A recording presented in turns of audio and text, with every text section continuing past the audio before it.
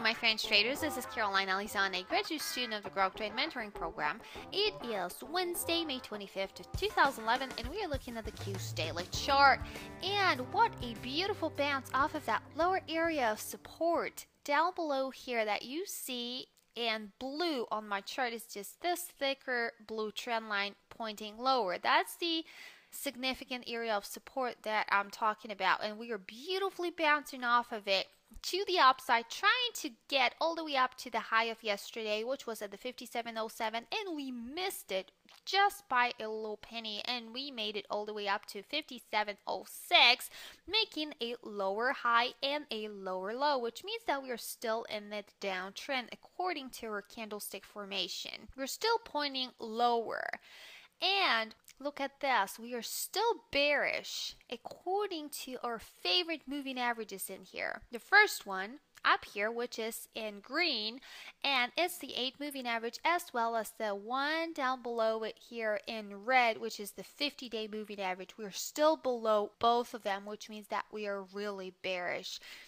And also we are still below that area of support here at the 57.18 mark. And we are stuck right on top of that next area of support down here at the 56.65 mark. So we're still stuck in here, but making lower highs and lower lows. So what we need to pay really close attention to tomorrow is, first of all, the high of today, which is the 57.06, as well as the high of Monday, which was at the 57.15 mark, because it's sitting right at this area of resistance. Right now, it's acting as a significant area of resistance on our way up if we ever continue higher. It is the 57.15 mark, so pay close attention to that. And then if we ever wanted to go back to that upper area of resistance right here in blue, then we would have to break through both of the moving averages in here. The 50-day moving average, which is in red, and then the 8 moving average in green. So we have some significant areas of resistance to break through on our way up if we ever go higher, and if we ever push all the way up to that upper area of resistance here. But if we do not do that, if we instead continue lower, we would first of all need to break through the low of today, which was at the 56.47 mark, and then close below it, and we would be in trouble then. We could head all the way down to that next area of support down below here, the 55.84 mark. So put that little trend line in here so you can better see it if we ever get there and get closer and closer to it. And check this out. What's happening with the MACD?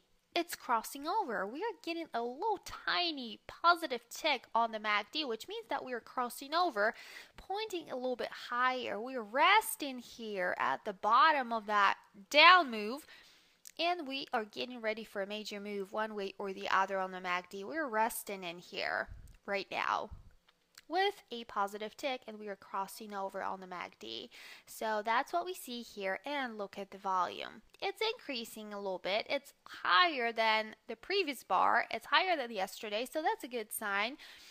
We're having an increase in volume on that up candlestick, so we could have some potential to the upside if we were about to go higher. So watch all areas of support and resistance that I showed you here today, and look for confirmation with the MACD. So have a wonderful day, and I'll talk to you again tomorrow.